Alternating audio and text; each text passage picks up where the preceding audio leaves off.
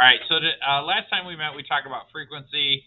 So, we touched a little bit on resonance, or what leads up to resonance. And I did the little thing with the tuning forks, how if they're in the same frequency, you can cause the tuning fork can cause the tube to resonate, and because they're the same frequency, you get this amplification. When we start to talk about waves, and I kind of briefly mentioned that in the notes, that's constructive interference. In other words, the peaks of the two waves, right? And we call that in phase. And so that really increases the amplitude. The other thing we said, when things are out of phase, that can cause what we call destructive interference, and that makes it lower. And so I did the little thing where I had the tuning fork one way and I turned it the other way. And when I turned it the other way, it wasn't as loud. That's something going in and out of phase. Okay. Really, actually, what I was doing was changing the direction of the wave, because the tuning forks go like this, and if I turn it this way, they go like this. So it's not effective, but it's not the exact same thing. But that's what I was trying to teach you guys, what it really looks like. So you don't have to write these down. This is what we're going to talk about. We've talked about oscillation. We talked about amplitude, frequency. Natural frequency is kind of a new term, so keep your eyes peeled for that. And periodic. Periodic is just the word that means, does it have a consistent period? In other words, is it the same amount of time for a cycle? Or does that time change, right? So if I say something is 5 hertz, is it 5 hertz forever? Or will it change? Okay. Periodic force we'll talk about later, and then resonance, I've already kind of started to lay the groundwork for that. But anyways, let me turn my face off. It says the frequency at which a system tends to oscillate is just called a natural frequency.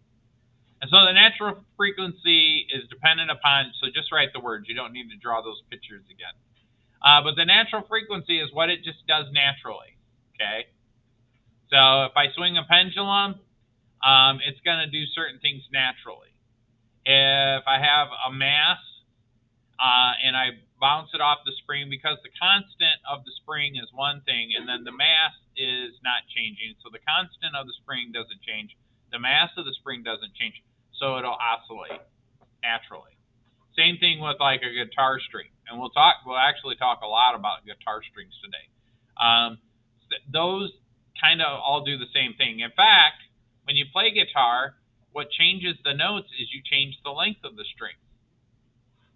But the natural frequency is when you pluck that string and you just leave it alone. That's the natural frequency. You can tune it, and all that does is tighten it or loosen it, which allows it to vibrate more. But whatever it's set at, that's the natural frequency. And then we can do stuff to change that frequency. Okay? Everybody write the sentence down? All right, good. The frequency at which the system tends to oscillate is called its natural frequency. Each string on a guitar oscillates with a different natural frequency. Now, the way that they do this is they have the thicknesses of the strings. So the lower the frequency, it has a thicker string. The higher the frequency, the thinner the string. Also, they tighten them more or less. Okay, that all has an impact.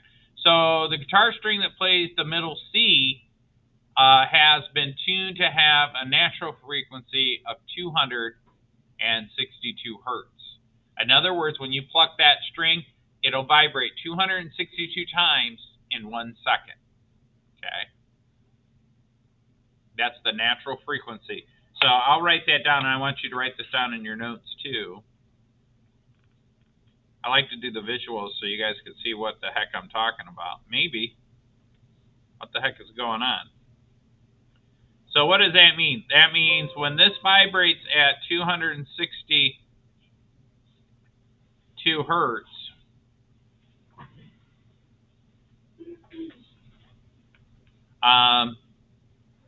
this goes up and down 262 times. I hate when I first start doing this. It doesn't want to.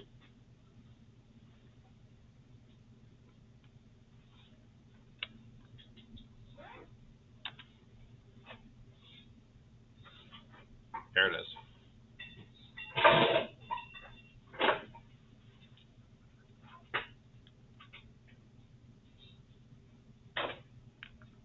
So this makes 262 cycles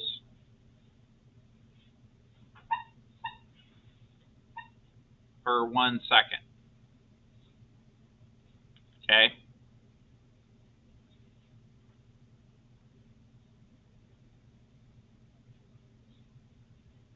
Now, the reason it has to be 262 cycles is that's the note.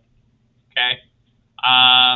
The next octave A, and by the way, if you doubled that, that would be the next octave C. Okay? All right. Does everybody have that written down, or do you need a second? Okay, I'll wait a second.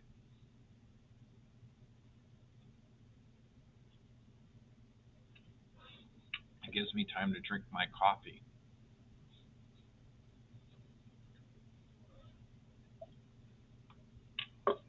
How many of you guys drink coffee in the morning? What's funny, last year I taught her in the afternoon, and she was always drinking energy drinks, and she goes, I have to have energy drinks. You're right. All right, can I move on now? Okay.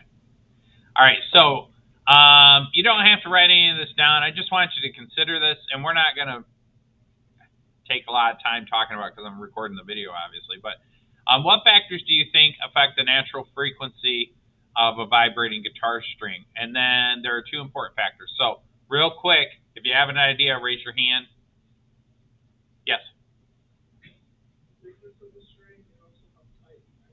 Yep, the thickness of the string and how tight you tighten it, right? How tight you tighten it. If you tighten it real tight, it doesn't vibrate as much. If it's real loose, it'll vibrate too much.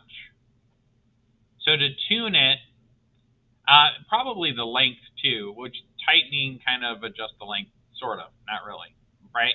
Well, yeah, those are right. So let's do that. Tightness. Oh, actually, I said you don't have to write it down, but I'll write it down so you can see it on the board. And thickness.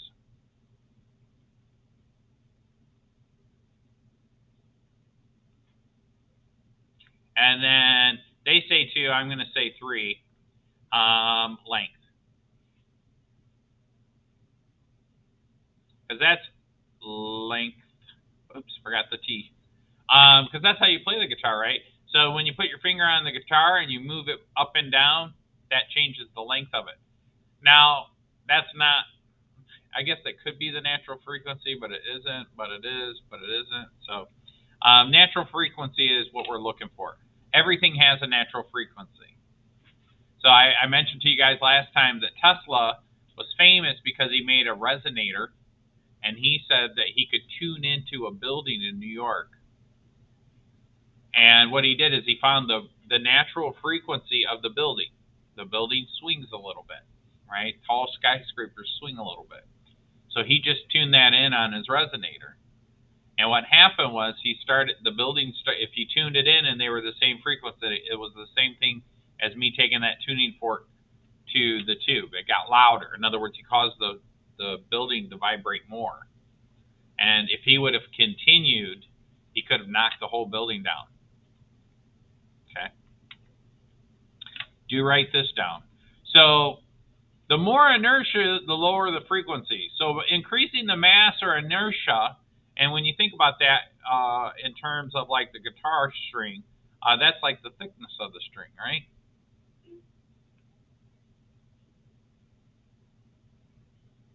The lower the frequency.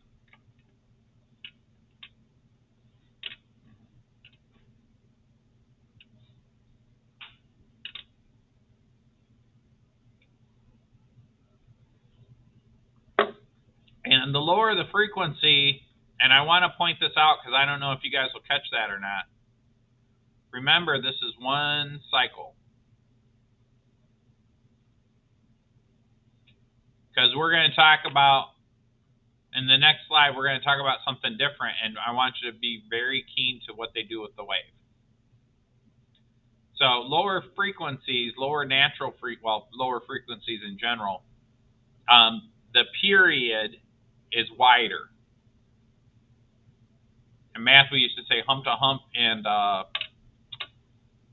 peak to peak and valley to valley. That's one way to think of it, right? That's one full cycle. Does everybody have this kind of sketched out and written down? Yeah? Okay. Now, stronger restoring force gives you a higher frequency. So that's like tightening the string. And I realize I misspelled the word. I just said tidy. It's tightening. I'm not going to go back and change it. It's really hard up here to write stuff, say stuff. Make sure you guys aren't on your cell phones. It's a lot of work. So when you have a higher frequency, so if you tighten the string, what do you notice about the cycle here? It's getting closer and closer together. And a similar effect takes place when you play the guitar. You actually make the string shorter. When you make the string shorter, that'll give you a higher frequency. Anybody in here ever played guitar? Okay. So as you get closer to the further you get, the shorter the strings are, the higher the notes, basically. Okay. Did everybody have that written down? Okay. Can I move on? Yeah. Okay. All right. So when playing the guitar, how do you increase the inertia to play a lower frequency note? Well, you have a thicker string. We already said that, so you don't necessarily need to write that down if you wrote it down already. How do you increase the restoring force when playing a frequency note? Tighten the string. So you don't have to write that down. I kind of jumped ahead. One thing I should point out is, anybody ever seen like the what do they call it? What do they call the little thing where is it called the wah-wah thing? What's the little thing? You see the guitar players all the time. I forget what it's called though. Huh? Yeah, the wham bar. You ever seen anybody play that? What do they do with it? They go, you know what that does? It adds energy to the system that keeps the spring vibrating. So when somebody's doing like a guitar solo and they go, and they hit that little bar, that bar actually touches the strings and it adds energy to the system. So it takes a note that would normally go bing and makes it go bing. And they're just adding energy to that string. All right, anyways. Periodic force is a force that's repeated in cycle. That's something like pushing somebody on the swing. So you push, they go all the way out, they come back, you push. This is how things most often in the natural universe. So in the natural universe, this is what we got to do, because we usually have to overcome some sort of thing. Usually it's friction or some other. You have to overcome friction in most cases.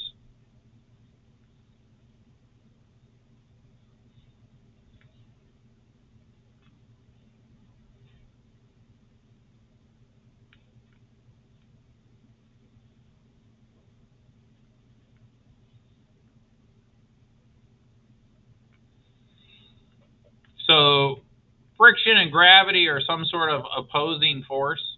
And so they use up some of the energy that you add to the system.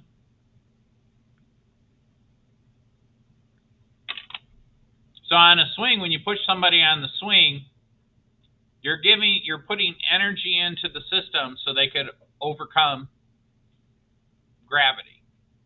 But there's air in the way, so their body, the swing, the ropes, they get slowed down by the air. That's air friction. Okay? But also, gravity pulls them back down. But you lose a little bit. And we all know this. Is there anybody in here that's never been on a swing set? Okay, good. You know how this works. So you know that if you go really, really high, or when you're little, you're like, push me again, push me again. If they stop pushing you, gravity and friction will eventually slow you down. You'll stop. Okay? And so in order to overcome that, you have to have somebody keep pushing you. That's it. Does everybody have this written down? Okay. So resonance, and this is exactly what Tesla did. Remember I said that Tesla did this with a building. He's not named after the car, folks. The car is named after him. Resonance occurs when the periodic force is applied to the natural frequency. So Tesla did the same thing. He had a building, and that building swayed a little bit, and it had a frequency. We don't know what it was. And then we have my guy Tesla over here. Now, Tesla did a lot of work. He was a good scientist, a good physicist. And what he did is he pushed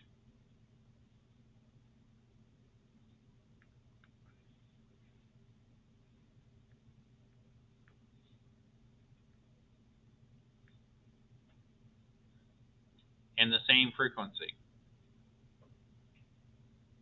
So this machine he had was like a resonator.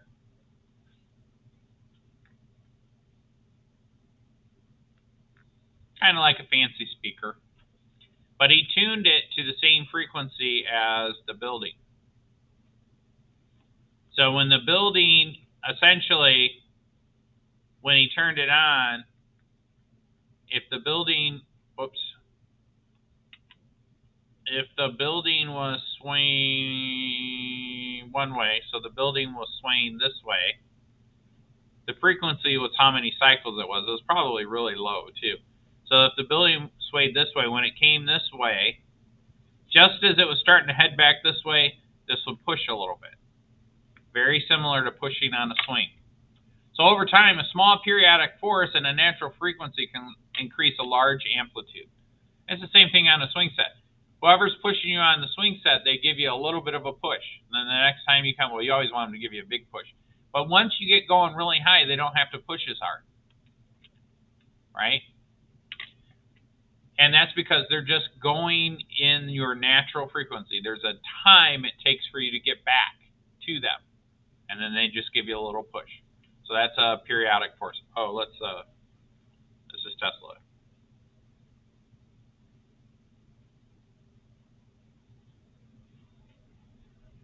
Tesla scared a lot of people. Because he was doing this like a long time ago. He made several devices that use natural phenomenon. He made a device that literally, you know how electricity, like lightning, hits the earth? There's a reason for that. There's a natural phenomenon. All charged particles want to get grounded to the earth. And so he made a device that if it's big enough, is kind of like a radio antenna, but if it's big enough, it just collects those particles, not like in a lightning strike, but they just naturally kind of drift that way. And so he created a path for them to go, and once they went down that path, it created electricity. Kind of like Benjamin Franklin put the key, you remember that? Put the key on the kite when it got struck by lightning. Ugh, right? Okay. Everybody have this written down? All right. So write this down. If a frequency of the periodic force is equal to the natural frequency, you will have resonance. Right? That's the thing I did with those two, with the tuning fork and the tube. The tube was tuned to the same frequency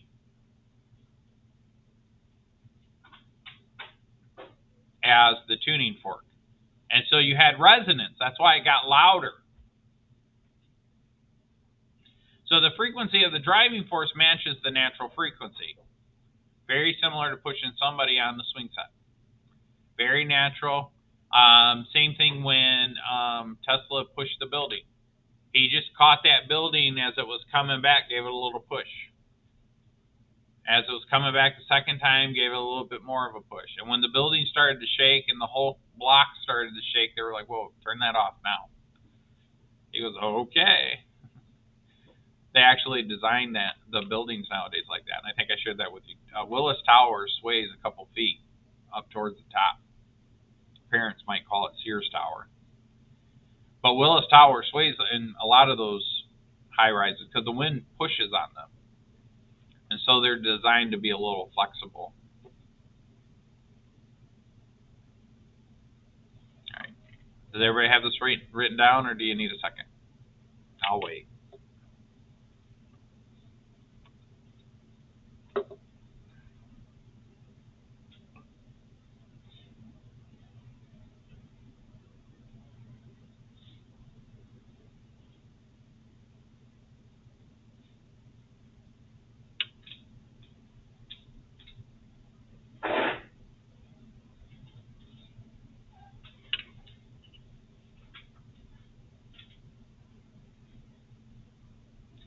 And so with enough pushes, you can actually change the system. And essentially, when you look at this from an energy perspective, each push adds energy to the system.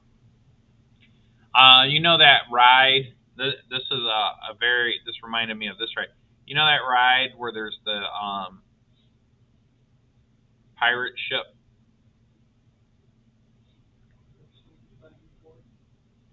Yeah. Do you know how that works? So it's connected to this great big thing, and it just kind of swings this way and it swings this way. If you ever looked at that ride carefully, they have a couple of wheels, and they do the same thing. As on the bottom of the pirate ship,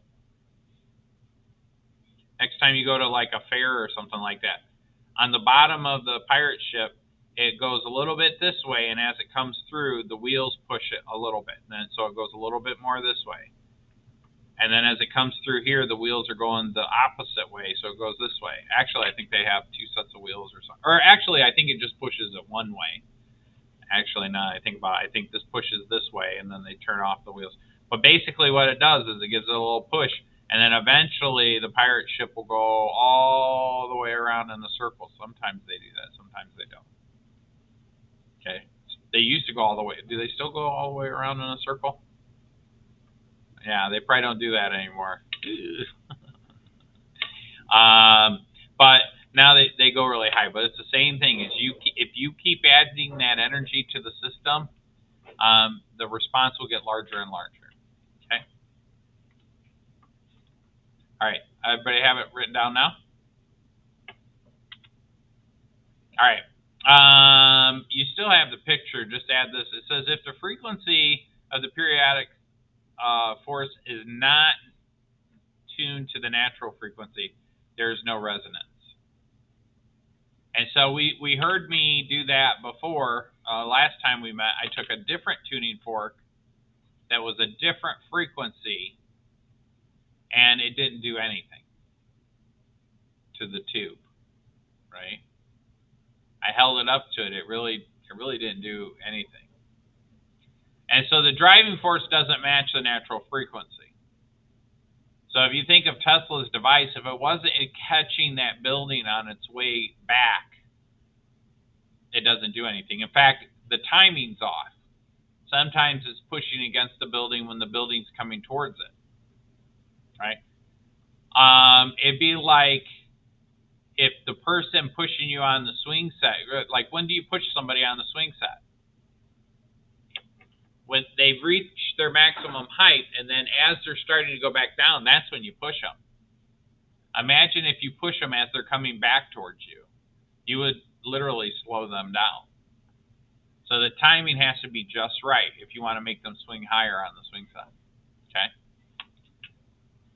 So there's very little response. But every once in a while, you might time it just right, and it'll make them go, so there'll be a small response, right?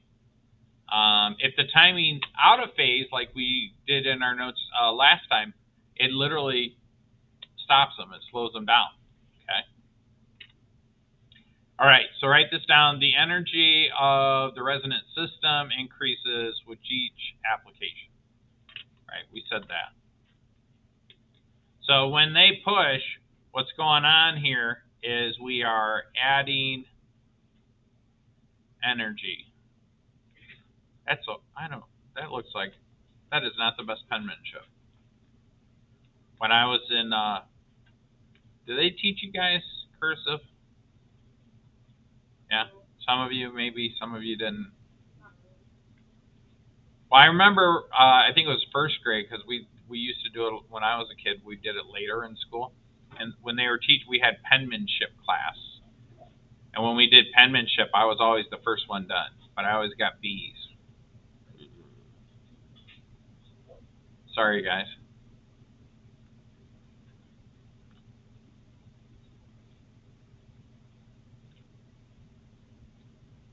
My one of my friends in grade school, his name was David.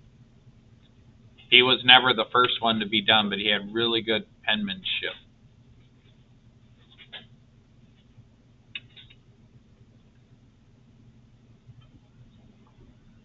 And he would tease me. I was like, I was the first one done. He was like, yeah, but I think on this, you shouldn't be the first one done. He was very artistic, too. Anything else? Everybody got this written down? Okay. So now this one, same thing. You found the resonant frequency of a spring mass. You've got to catch the frequency. So like before, when we were talking about the guitar string or a building, this isn't any different. This box is going to have a natural frequency, right? So that means, when would you push?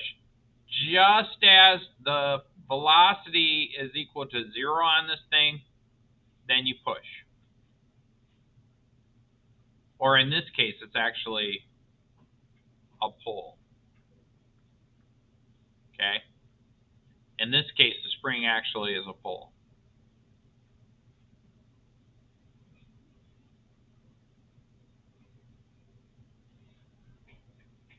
Right? So it says, there's also an equation for the resonant frequency of a spring and a mass of a system. What are the variables you think this frequency depends upon? So it's interesting. I don't want to take, I could derive these relationships, but I think you guys will kind of get lost in that. If you were in college, they'd derive the formula in front of you, like where does this come from, sort of thing. But it's more like a geometry proof. So you guys are like, I'll lose you once I do it. And then at the end, you'll be like, your brain will be kind of foggy, and then you'll. But did everybody have this written down? Yes, no? All right. So the resonant frequency depends on K, right? Because that has an impact, the force and the mass. The mass has an impact because of the inertia. So for a spring system, K and mass are important. Okay.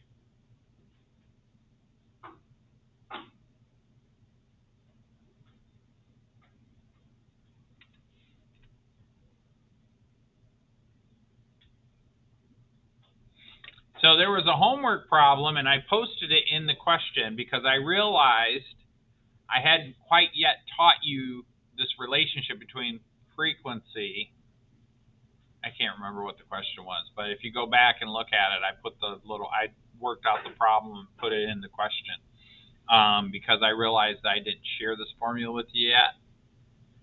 The question was from 14.2, which was a section in the book, but technically these notes are 14.3, so I don't know what the book was thinking. So anyways, let's go. Here's the equation, and basically it does, you'll have a system, and then you do the math on the system, and when you're done, you solve for frequency, and then that's equal to 1/2 over 2 pi times the square root of K over M. So as K increases and the restoring force increases, the natural frequency goes up. As the mass increases, the frequency goes down. Okay? This was on that one homework problem from your last one. So if there was one homework problem and you were like, I don't know how to do this, Go back and check and then resubmit. I don't remember exactly which question it was. They asked me in my physics class, and I was like, I was trying to solve it with what I had taught them, and then I realized after class ended, I was like, oh, they need to know this relationship.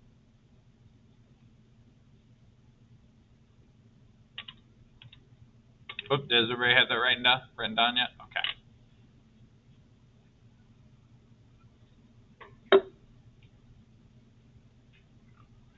What you doing there? You sure? It kind of looks like you were looking at a cell phone. No. Wow.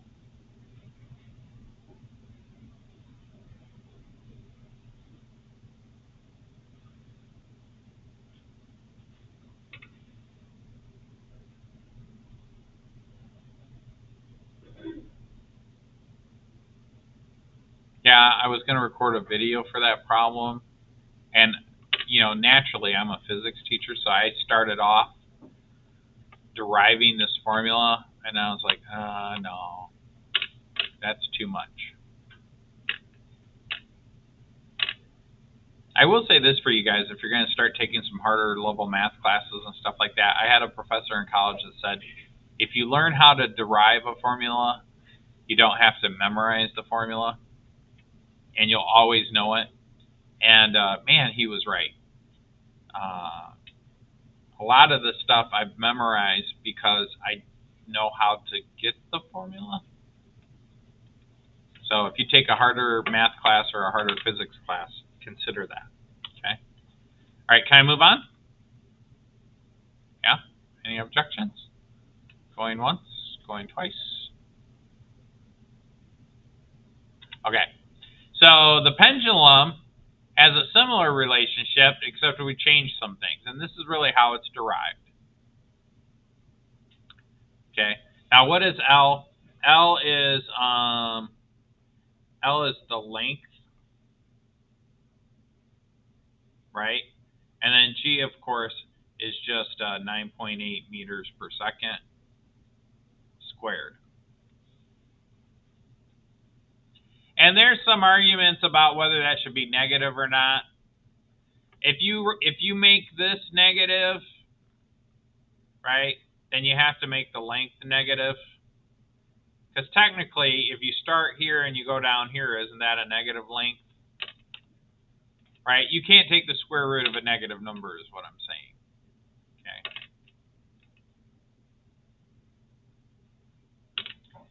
But you don't have to do the negative. It ends up becoming positive, right? In both scenarios, this would be positive. You take a negative and divide it by a negative. And here, if you take a negative and divide it by a negative, right? This is negative because you're going down. And technically, if you're measuring this length, you could think of it as measuring it going down, right?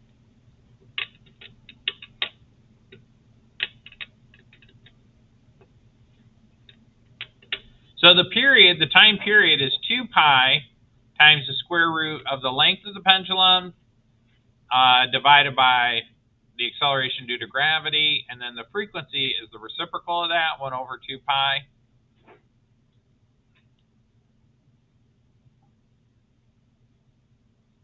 And remember, 2 pi is just the measurement in radians for one full cycle, right?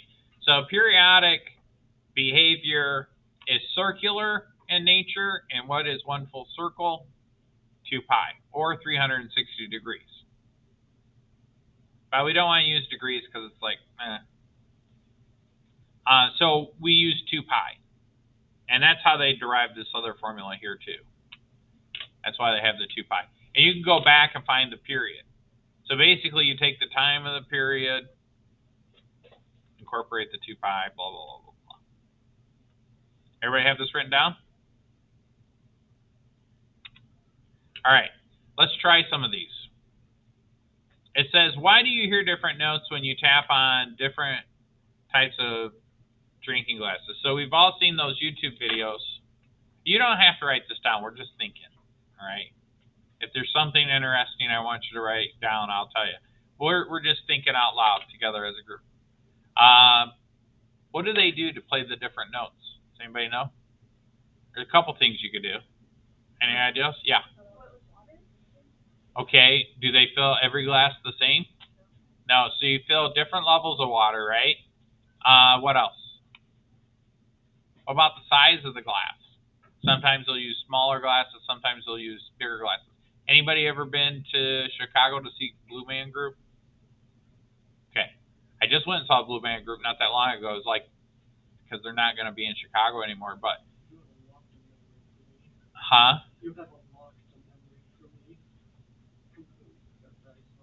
Yeah. But they pay. There's a part. The majority of the show they play on random things, and they play songs, and they play on PVC pipes. Do you know how they change the different notes? It's the length of the pipe, the diameter of the pipe, and they tune them. Okay. So the drinking, they have different natural frequencies, and it could be you have more water or less water. That has an impact, right? More mass, less mass, higher and lower notes. The size of the glass itself is like the tightening of the string, right? The smaller the glass, the more cycles per second. A bigger glass. Has anybody ever seen like? Is anybody in here familiar with like sound baths? Or well, sound baths are interesting. They have these big bowls. Anybody seen the video where they have the big bowls and they rub the thing on the bowl and it goes? Well, they have different size bowls, and those are different frequencies. All right. Which is not an example of resonance? A person pushing a child higher and higher on a swing, child bouncing a ball up and down, a singer singing a specific note, causing a glass to vibrate and break, a trumpet player vibrating his lips to play a note. What do you guys think? Which one is not an example? Yeah.